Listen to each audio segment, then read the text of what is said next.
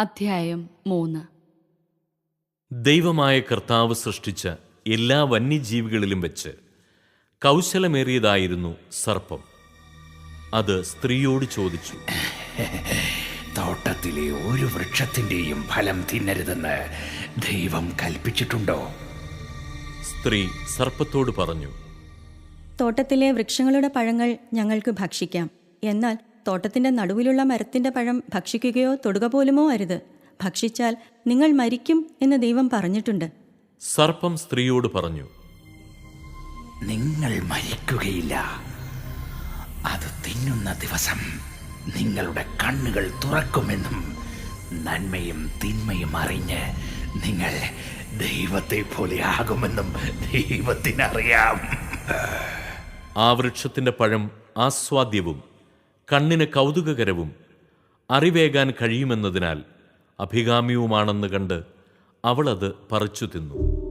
ഭർത്താവിനും കൊടുത്തു, അവനും തിന്നു. ഉടനെ ഇരുവരുടെയും കണ്ണുകൾ തുറന്നു.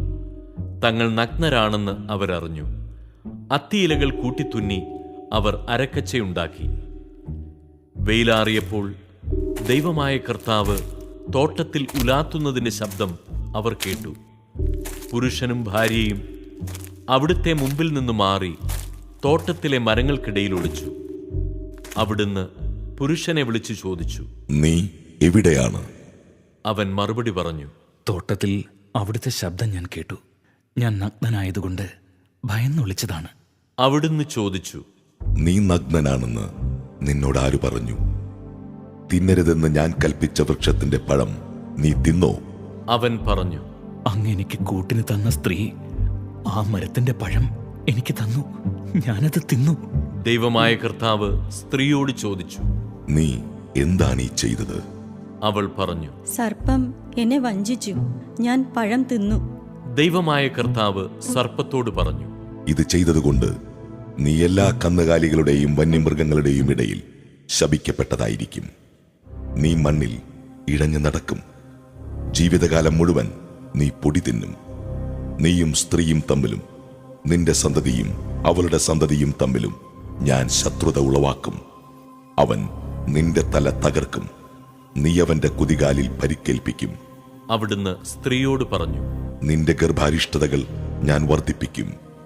നീ വേദനയോടെ കുഞ്ഞുങ്ങളെ പ്രസവിക്കും. എങ്കിലും നിനക്ക് ഭർത്താവിൽ അഭിലാഷമുണ്ടായിരിക്കും. അവൻ നിന്നെ ഭരിക്കുകയും ചെയ്യും. ആദത്തോട് അവിടുന്ന് പറഞ്ഞു, തിന്നരുതെന്ന് ഞാൻ പറഞ്ഞ പഴം സ്ത്രീയുടെ വാക്ക് കേട്ട് നീ തിന്നതുകൊണ്ട് നീ മൂലം മണ്ണ് ശപിക്കപ്പെട്ടതായിരിക്കും. ആയുഷ്കാലം മുഴുവൻ കഠിനാധ്വാനം കൊണ്ട് നീ അതിൽ നിന്ന് കലയാപനം ചെയ്യും. അത് മുള്ളും മുൾച്ചെടികളും നിനക്കായി മുളപ്പിക്കും. വയലിലെ സസ്യങ്ങൾ നീ ഭക്ഷിക്കും. മണ്ണിൽ നിന്നെടുക്കപ്പെട്ട നീ മണ്ണിനോട് ചേരുന്നതുവരെ നെറ്റിയിലെ വിയർപ്പ് കൊണ്ട് ഭക്ഷണം സമ്പാദിക്കും.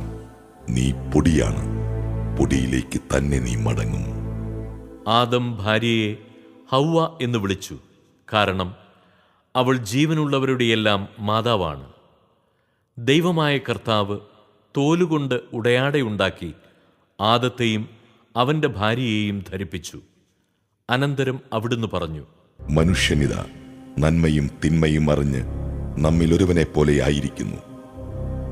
ഇനി അവൻ കൈനീട്ടി ജീവന്റെ വൃക്ഷത്തിൽ നിന്ന് കൂടി പറിച്ചു തിന്ന് അമർത്യനാകാൻ ഇടയാകരുത്. കർത്താവ് അവരെ ഏദൻ തോട്ടത്തിൽ നിന്ന് പുറത്താക്കി മണ്ണിൽ നിന്നെടുത്ത മനുഷ്യനെ മണ്ണിനോട് മല്ലിടാൻ വിട്ടു. മനുഷ്യനെ പുറത്താക്കിയ ശേഷം ജീവന്റെ വൃക്ഷത്തിങ്കിലേക്കുള്ള വഴി കാക്കാൻ ഏദൻ തോട്ടത്തിന് കിഴക്ക് അവിടുന്ന് കെരൂബുകളെ കാവൽ നിർത്തി. എല്ലാ വശത്തേക്കും കറങ്ങുന്നതും തീ ജ്വലിക്കുന്നതുമായ ഒരു വാളും അവിടുന്ന് സ്ഥാപിച്ചു.